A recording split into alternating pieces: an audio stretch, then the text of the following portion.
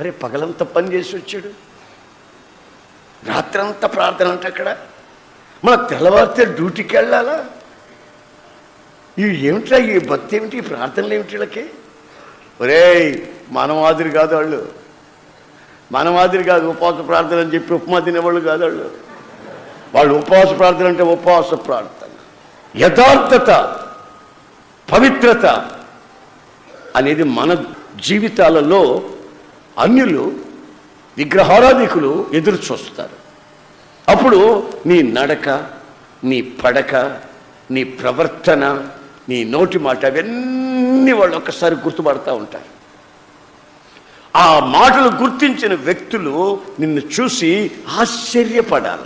అనలాగా వాళ్ళు అని అనకూడదు, వాళ్ళు ఒక ప్రత్యేకమైనటువంటి దేవునిని నమ్మిన వ్యక్తులు. ఆమేన్, ఆమేన్.